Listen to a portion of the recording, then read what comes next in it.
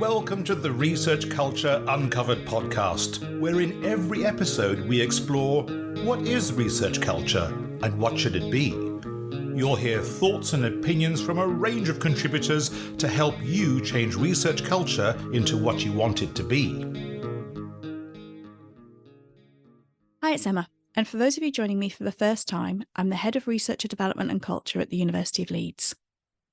In this season of our Research Culture Uncovered podcast, I'm going to be introducing some of the initiatives we're trying here at Leeds and also talking to colleagues working across the sector on their ideas and plans. Today I'm tackling interviews and introducing an approach that we've been using at the University of Leeds to try and improve the experience on both sides of the panel. The pilot work that this podcast is based upon has also been written up as a case study, and I'll make sure I drop a link into the show notes. So there's no getting around the fact that interviews are stressful. It doesn't matter what side of the panel you're sitting on.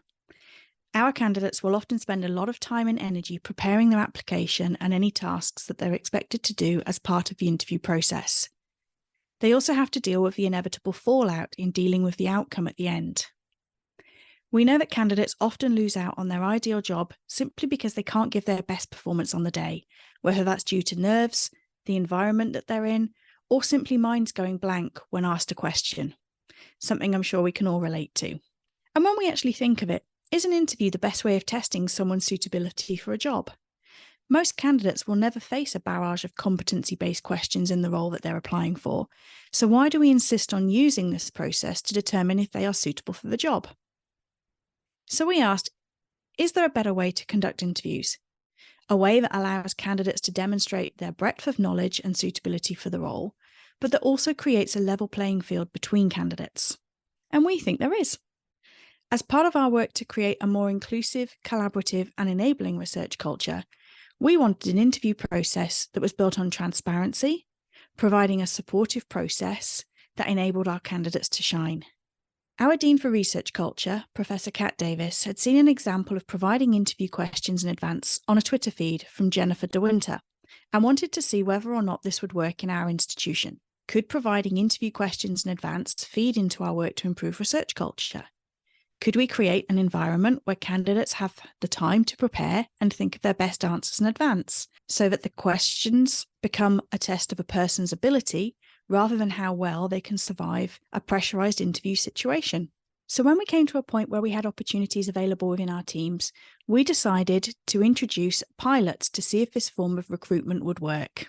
Now, we did go into the process with some preconceptions. We were hoping that we would see more confident, relaxed, and well-prepared candidates, providing higher quality answers rather than those that they had to think of on the spot. But we also wondered whether or not this would lead to longer, more detailed answers because people had had the time to prepare. Would this then make it harder to keep the interview to time? Would we perhaps lose some of the spontaneity that you get when people think on their feet? And would the interview turn into a performance with candidates having rehearsed their answers? Would it be obvious that they were perhaps reading from a script, particularly as these interviews were being conducted online? Would this approach actually make it harder for the selection panel to decide? And would we lose insight into an individual's creativity or spontaneity through using this approach? So without jumping ahead and giving you all the answers, we really did find that these interviews were more relaxed from both sides and that a lot of our preconceptions were unfounded. As interviewers, we commented on how there was less emotional labour needed to put the interviewees at ease and to enable those interviewees to give their best performance. As a recruiter, seeing a candidate struggle to answer questions and become increasingly anxious can be really challenging, and we often feel the need to jump in and save the individual. We also didn't need to think of ways to steer the question in or to rephrase the questions on the spot to help the interviewees along. Because they'd had them in advance, the responses were more concise, particularly for the competency-based questions, where we're asking for examples of a skill that they've used. We also found that individuals were able to draw from more than one experience and to bring in a range of experiences in response to the different questions. Often when asked on the spot, they rely on one or two that they've remembered and use this against multiple questions. And as a result, the interview turned into more of a discussion. So having those questions in advance, we thought, had been a clear advantage. More than one of the candidates remarked that particular questions would have been really difficult to answer on the spot, and they might have struggled to think of well-rounded answers. Candidates were also more concise, and those lengthy, unstructured, rambling answers that we were worried about didn't materialise. And they thought that was due to interview nerves being handled better, or because they didn't feel that they had to fill the time. So I've jumped ahead a bit, and what I actually need to do is to take you back and explain what we did. And it really is quite simple. The interview panel met in advance to decide what questions we were going to ask, and we made sure that these questions were short, clear, and most importantly, that we were only asking one question. Quite often in interviews, two questions are buried in one. We then included the interview questions in an email invite asking them to attend an interview. Now, what we didn't do was provide a detailed explanation of why they were getting these questions. And we know at least one candidate who thought they'd been sent in error, so quickly copied them before the email was recalled. So what we've done in subsequent rounds is to make sure that we provide a clear explanation for why people are getting these questions and how we hope that will help their preparation. The other thing that we include are the timings for the interviews, just to let the candidates know how long the interview was going to take and how much of that time would be allowed for their questions and answers. The reason for doing this is to enable candidates to see how much time they have, how many questions there are, and then they can build that into their planning. And that really is all there is to it. The panel meet in advance to decide the questions, and then those questions are shared with the candidates, making sure that they have enough time to be able to use them effectively. So what did we actually find as part of this process? Well, I think one of the biggest benefits is the candidate experience. Our candidates said they had time to prepare and to think of their answers in advance, so they really did feel like they could show their best and true potential for the role. For candidates who may be great at their job, but perhaps don't perform well in the interview, this approach can help them with their confidence coming into the process. There's also a lot of time associated with preparing for an interview, so providing questions in advance can help candidates to plan their preparation time more effectively. And this can be incredibly beneficial for people who have caring responsibilities or may have limited time in order to be able to prepare for an interview. Now, from an employer's perspective, it also recognises the effort required for people when they apply for our roles, and any willingness for the organisation to streamline the effort for interviewees can only really be regarded as a positive. I've also mentioned creating a level playing field, and this is really important. We need to create a level playing field not only between the candidates, but also between the candidates and the interviewers. So between candidates, it does help those who are less experienced or less confident to prepare better in advance, and they really do feel like they are able to give their best in the interview situation. But it can also help neurodivergent individuals or interviewees whose first language may not be English. It really does give everybody the opportunity to be at their best. Now, between candidates and interviewers, it provides an equal environment between both sides of the interview panel, shifting that power imbalance and giving the interviewee a more equal footing. This is the complete opposite to how most interviewees experience interviews, where they often feel powerless within the process or being at the receiving end of someone else's goodwill. We believe it also leads to better selection outcomes. Having a relaxed, confident candidate gives a better insight into how they operate and whether or not they would be a good fit for the role, and that has to be positive. The higher quality answers also highlight the range of experience that they have and means that recruitment panels are often in a better place to assess the suitability of a candidate. Another big positive for us working in research culture is how this process can send a positive signal about the culture that we work in and our university values. It does send a clear signal to the candidate that their experience matters and that the organisation cares about them within this process and that we really do want to give them the best chance to succeed. If any other institutions are thinking about using this approach, it can also give you a competitive advantage, with you standing out as an employer of choice, an employer that cares. This approach is also important when we consider talent management and succession planning. In larger organisations like higher education institutions, we are encouraging people to change roles, but candidates don't always appreciate the extensive relevant experience that they've got.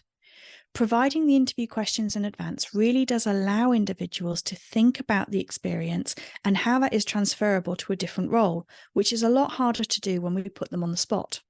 So I've talked a lot about how it was from a recruiter perspective and that side of the interview panel, but what was it actually like for our candidates?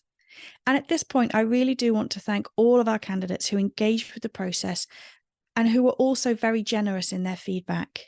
We followed up with some questions around how it was for them, what they found, the pros and cons, and that's what I'm going to share with you now. So the first question we asked was, did having the questions in advance help you to prepare for the interview?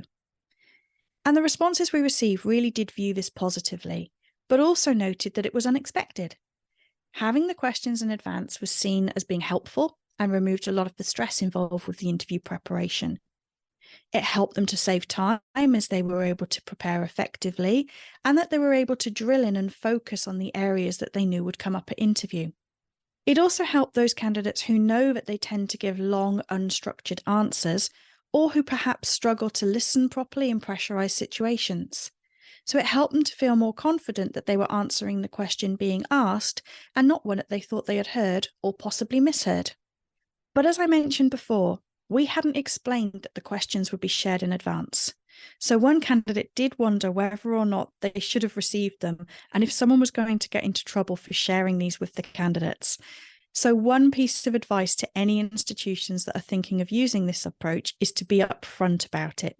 Tell them that they are going to get these questions, tell them why they're getting them, and it really isn't a mistake.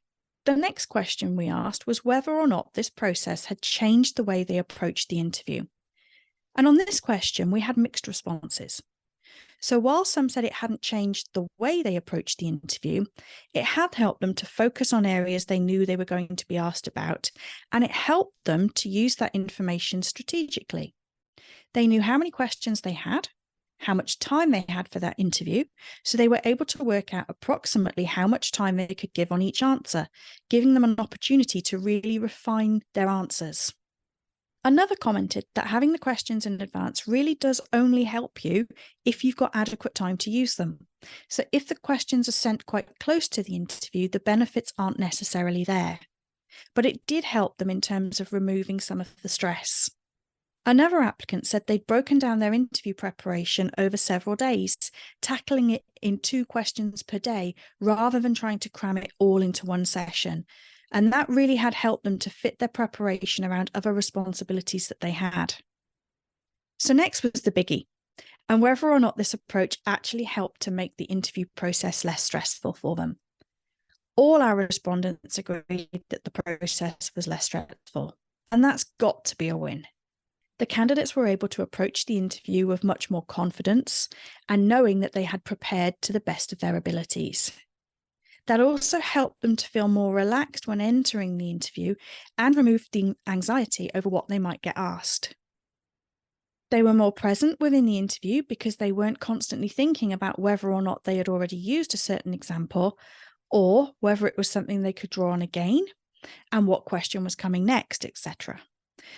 And this process really was highlighted as a positive for those more reflective thinkers, or for those people who find it more challenging to recall information on the spot. One candidate explained it really well. If somebody asks you a question in a meeting at work and you don't know the answer, you go away, you have time to think about it, and then you get back to them. And in an interview situation, you can't do that. So for candidates, this means they're not necessarily able to answer the questions to the best of their ability, even though they could have done it with a bit more time. And finally, we asked whether or not the candidates thought this approach influenced their answers. And again, this one was mixed. Some candidates felt their answers were more concise because of the preparation. They'd been able to refine them, worked out how much time to dedicate on each question, whilst others felt their answers were longer, and that might not necessarily have been a good thing. And on reflection, they try and focus on some key points rather than trying to cover everything. But one thing they did agree on was that they had an opportunity to demonstrate the breadth of their experience across their answers, and that there was less repetition. With this question, candidates did raise one of the negatives that we hadn't perhaps anticipated. Could there be a perception that because the questions had been shared in advance, they had to produce the perfect answer, and that they had to come up with new information so that it wasn't a replication of what was on the application form and that they hadn't used before? And could this actually increase the pressure that candidates felt? So after all of that, we asked the interview panel and the candidates to summarise the main pros and cons that they'd identified as part of this process. In the pros column, we had that it's less stressful, a more effective use of time and helps with balancing other responsibilities. There's more ability to highlight experience and relevant examples, that it led to shorter focused answers, that the process itself was more inclusive and transparent and was better suited to people who need time to consider their answers, and that can also be helpful if you're interviewing multiple candidates in one day. Importantly, one of the ones that we hadn't anticipated or expected was how it helped individuals to cope when they were unsuccessful, that it was a lot easier to accept that they hadn't got the role because they felt they'd been given an opportunity to do their best. On the flip side of that, there were some cons. The temptation to try and memorize your answers, which can then become rehearsed and sound as though you're reading from a script. That the answers can be longer with too much detail in an attempt to try and cram everything in. That the spontaneity may be lost, or the pressure to produce that perfect answer creeps in. And finally, if the ability to think on your feet is a requirement of the job, then this interview approach doesn't test that, and you do need to think about how that might be tested in different ways. So having reflected on this process, would we do things the same way? Well, we are still using the approach at the University of Leeds, but I think it's fair to say we have refined our approach. And whilst this approach has been met positively from both candidates and the appointing panel, there are always improvements that we can make going forward. Our biggest recommendation is to make sure that candidates know that they are going to be getting the interview questions in advance and providing that explanation for why, making sure that they're getting them with enough time to be able to use them effectively. So we now make sure that when we send out an invitation to interview, the questions are included, the timings for the interview are included, and there is a description of why we're doing this, highlighting the benefits from both the candidate and the recruiter perspective. One of the things we haven't done yet, but I really do think it's worth considering, is referencing this approach in the original job application. This would really ensure that candidates know what to expect, but also sends that positive message about our organisational culture. It may even lead to a greater pool of candidates. We also need to acknowledge that even when questions are provided in advance, they are still open to interpretation. Candidates may read questions in quite different ways, and this is an important part of the process as it does give the panel an insight into an individual's experience and knowledge. If we consider the increased pressure that a candidate might feel to produce the perfect answer, which perhaps leads them to longer, more detailed, wandering into waffling type answers, then how can we best avoid that? One of the things we can do as a panel is to advise candidates not to try and cover everything in an answer, and that we're expecting their answers to be brief and focused. It is really important as a recruiter, we don't make judgments on the amount of preparation that somebody makes. The panel must remember that not every candidate is going to have enough time to prepare these outstanding answers, and this could be due to factors outside of their control. So we don't advise using the amount of preparation a candidate seems to have done as the only indicator for how engaged they are with the role. And we also do need to consider what to do for roles where a candidate's technical expertise really does need to be evidenced.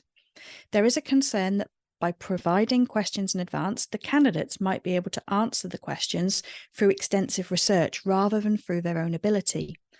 And again, just noting that if the role requires people to be able to think on their feet and respond in fast situations, then perhaps this approach needs to be supplemented by other interview elements to evaluate the suitability for the role. One of the approaches we used with the competency-based questions was to follow up with additional questions to dig deeper if required.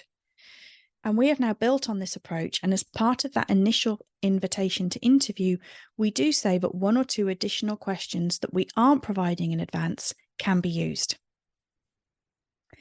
Knowing that candidates can use the information strategically, so the number of questions they're going to have, the time that they know that they have to fit them into, it's really important when you send out those timings to include time for introductions, that welcome, and leave an opportunity for them to ask questions at the end. So for example, you're sending out information for a 45-minute interview, make sure that the candidate knows they don't have 45 minutes for their answers. Oh, and one other tip, Make sure you tell them that you are going to ask them the questions and that you don't expect them to just give you one long narrative of their answers. And we're really keen to see how this approach might be perceived by the sector. And as we've gone through these pilots, we have encountered some who argue that the higher education is competitive and that having a competitive, stressful interview experience is needed to select those who can thrive in this environment. I'm not sure we agree, but what we do agree on is that the process still needs to be rigorous. We need to ensure that we're getting the best people for the role and putting people into a role they can actually do. We've also heard over time that there are concerns that questions may be shared online or between institutions, with some critics saying comparisons will be made around the validity and rigor of the selection processes. I think what we would say is most of these questions are out there anyway. All we are seeking to do is make the process of the interview itself a more positive and supportive experience. So at this point, I thought it'd be really useful to get the insights from our careers with research consultant, Ruth Winden. Ruth has been working at the university for quite a few years now, supporting our researchers with their careers, and part of that is the interview process and how to prepare. So Ruth, I'm wondering if you can tell us from your perspective and also the perspective of our candidates, how this approach might benefit them. The number one issue I see, Emma, is that the researchers worry so much about, what are they going to ask me and what do they want to hear? And they really fret over this. And what I see is that complete nervousness about not knowing what to expect and will I get it right and will I make the right impression? And that takes so much energy away from what we want them to show. I understand the focus and the worry, but at the end, we want candidates to show themselves, to show what they can contribute. It's not that we sit there thinking, there's the one answer we want. Or, they're worried that they don't know the answer and go blank or all these kind of things. And I think from what I found so enlightening with this process was it really takes that stress away. Because people can look at these questions in advance and they can really take their time. And so we see the best of them. And my worry was often, will we get regurgitated replies or do they go on the internet and look for the perfect answer? And I'm so delighted to say no. We can really see the differences in candidates. They all had the same approach, the same time, the same openness. And the other point that I think I wanted to make is let's not forget universities are global institutions with very diverse members of staff. And many of them are international. I know this, I'm not a native speaker. So when I'm nervous and I go to an interview, my English is not at its normal level because I get nervous. It's normal. So for many of our international colleagues, it's a really big barrier to think, I'll be a little bit stressed and nervous, and I know that my English will disappear right in front of my eyes, and that is additional pressure. And I think that often for colleagues who don't speak another language, that is not necessarily so understandable, but it is a real fact. And I thought this move to issuing the questions beforehand makes it really easier for our international colleagues and fairer, you could say, couldn't you, Emma? Absolutely. I think that's one of the benefits that we've talked about a lot, that leveling the playing field between candidates. So the other thing that I wanted to ask you was how you see this as somebody who's been working with candidates applying for roles, how you think this plays into their decision making. How about that organizational culture that we're trying to build? Many of the people who went through the process with us since have said, you know what? I understand I didn't get the position, but I really enjoyed the process. And I thought it was a fantastic opportunity to bring myself forward. And I can't thank you enough. For them, they're really surprised because it is so unusual, isn't it? And so we've been fair and we've given them a great opportunity and we built those networks. And sadly, it wasn't for them. But I'm absolutely convinced these people had such a positive experience. They will remember us fondly, and I think they will not hesitate to come forward again should there be another opportunity. So in many ways, you can argue it helps us also, not only leave a good impression with our candidates and become an employer of choice. I think it's also a really sound reflection of what's important to us with our research culture. If we go out and want to have a positive, collaborative, and equitable research culture, recruitment is a key part of that. We can't have, a negative recruitment process and then suddenly switch to being all collaborative and compassionate and supportive. That doesn't work together well, does it, Emma? So for me, it is a beautiful, it's a great beginning and a beautiful continuation. And also it sends a strong signal to people. This is what we mean by creating this positive research culture, and the recruitment process is the beginning of it. Brilliant. Thank you. And finally, for any institutions or any individuals who are thinking of trying this approach, what would you say to them? I'd say give it a go. I admit I was a little bit skeptical with my recruiter hat on. I thought, will we really be able to differentiate between candidates? And I would say go for it, because I think it makes a really big difference for our candidates. I think you really see the better of them because you see them more relaxed. You see them giving well thought out answers, and you can really see what they bring to the role, more so than if we put them into a high pressure situation, which at the end of the day, interviews are for most of our people. So I would say give it a go and let us know how it works for you. So in summary, did the approach work for us? Yes. Did we get everything right? No, we didn't. Would we do things differently? Absolutely. And we already are. Going through this process has highlighted many positives, but it's also raised some of the challenges with this approach. We continue to reflect and refine on what we're doing here at the University of Leeds and to see whether or not this is an approach we will adopt more widely going forward. But if there is one reason that we continue to use this approach and continue to push for change, it has to be feedback from one of our candidates who said it was the most open, honest, and transparent interview they had had in a long time. And isn't that something we should all be striving to achieve? Thanks for listening to the Research Culture Uncovered podcast. Please subscribe so you never miss out on our brand new episodes. And if you're enjoying the discussions, give us some love by dropping a 5-star rating and written review, as it helps other research culturists find us. And please share with a friend and show them how to subscribe. Thanks for listening, and here's to you and your research culture.